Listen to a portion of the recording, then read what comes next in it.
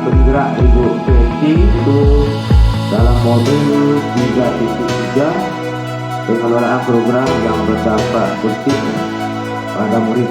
Nah, silakan kepada Ibu Betty untuk memaparkan dan menjadi kejuan.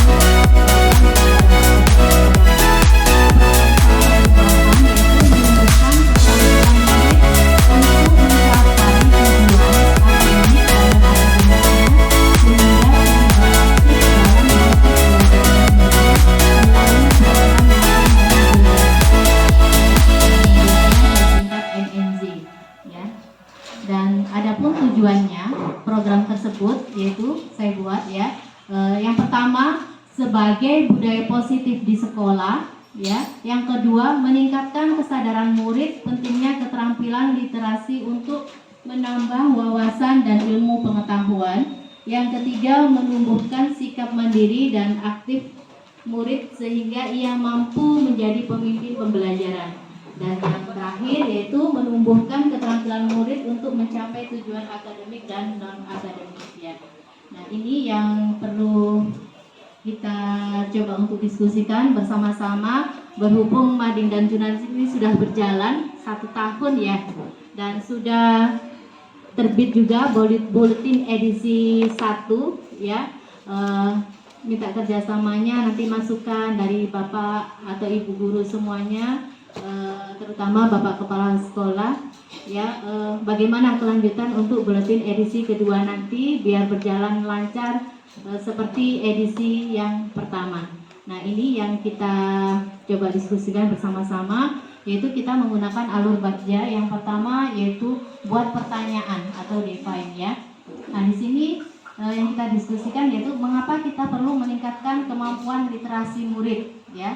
Yang kedua, bagaimana cara meningkatkan kemampuan literasi sekaligus menumbuhkan keterampilan murid untuk mencapai tujuan akademik dan non-akademiknya sehingga terlibat aktif dalam proses belajarnya sendiri.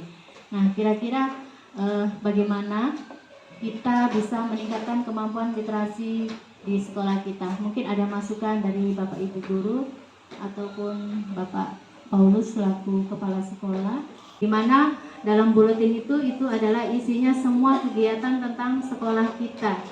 Di Eksul ini ada yaitu desain Canva, di mana anak-anak belajar Canva ya, biar bisa mengaplikasikannya ya.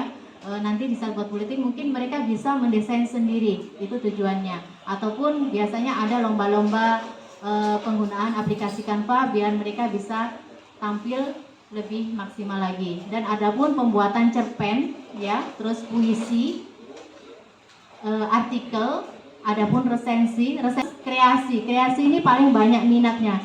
Sekalinya anak-anak kita ini banyak sekali yang suka menggambar ya. Nah, ini saya masukkan ke Mading dan Jurnalistik dan saya masukkan ke dalam buletin sebagai kreasi siswa gitu ya. Untuk artikel mungkin sebagai wawancara guru-guru yang ada di sini punya pengalaman apa, nah itu bisa dimasukkan ke buletin. Untuk cerpen ya, cerita-cerita dari anak-anak yang mereka buat, puisi juga dari anak-anak sendiri, dan adapun pojok berita di mana ada berita-berita aktual yang ada di sekolahan kita. Mungkin ada menang perlombaan atau event O2SN ataupun ada kegiatan di luar sekolahan, itu dimasukkan ke dalam pojok berita buletin sekolah kita. Itu buat pertemuan sama orang tua ya, buat kesepakatan untuk edisi kedua nanti kita coba diskusi lagi seperti dari tahun yang kemarin. Oke, kita lanjut aja untuk bersingkat waktu, yaitu tadi yang bagian B, sekarang yang bagian A yaitu ambil pelajaran. Nah, di sini yang kita diskusikan yaitu aktivitas apa yang dapat menarik minat literasi murid selama ini, terus kebijakan sekolah apa yang telah mendukung peningkatan minat literasi. Terus yang ketiga, apa yang disukai murid ketika mereka belajar literasi secara mandiri. Yang terakhir, kebijakan sekolah apa yang telah keaktifan murid untuk melakukan kegiatan literasi. Nah, ini Tadi kan kebijakan sekolah apa yang telah mendukung peningkatan minat literasi. Beberapa waktu lalu kan sudah ada di setiap kelas itu diwajibkan ada pojok baca. Nah, mungkin dari situ kan sudah ada, maksudnya sekolah sudah membuka jalan untuk siswa menyenangi literasi atau meningkatkan literasi siswa. Nah, mungkin nanti di tahun ajaran baru setiap wali kelas bisa menggiatkan kembali pojok baca yang ada di kelas-kelas. Tentang literasi ini. Yang berikutnya nanti mungkin yang kita akan bagusi yang tempat baca atau literasi yang dipindah kemarin. masukannya Bapak Kepala Sekolah juga Bu Sri Skandari sebagai wakakurikulum ya. Literasi ini berarti kita mulai dari kita membuat pojok baca di kelas ya, di mana mungkin bisa kita awali sebelum masuk pembelajaran tahun ajaran baru ya. Jadi di mana mungkin 1 hari atau 2 hari kita buat untuk kreativitas anak-anak bersama wali kelasnya di kelas masing-masing ya. Dan kalau bisa untuk buletin ini sebagai pengisi pojok baca mereka ya, karena tujuannya ini ke depannya semua diisi dari karya siswa ya. Mungkin anak-anak mungkin dari guru mata bahasa Indonesia atau apa ya, di saat ada materi tentang cerpen, anak-anak disuruh baca cerpen, baru nanti kita bukukan terus puisi. Jadi intinya pojok baca nanti kalau bisa karya dari murid-murid kita ya, yaitu siswa-siswi SMP Negeri 1 Bengalon. Mungkin seperti itu. Untuk diskusi hari ini sepertinya cukup ya. Saya akhiri, terima kasih banyak atas waktunya dan kesediaannya untuk bisa ikut serta atau menghadiri kegiatan aksi nyata saya yang terakhir, yaitu di modul 373 tentang pengelolaan program yang berdampak positif pada murid. Saya akhiri, wassalamualaikum warahmatullahi wabarakatuh.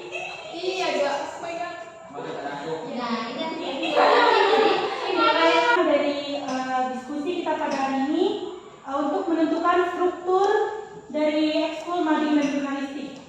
Ketuanya adalah saya sendiri, wakilnya ada Kak Apriliani, sekretaris satunya ada Maya Umilta, sekretaris duanya ada Mutiara, dan bendaharanya ada Kak Zahra Triana.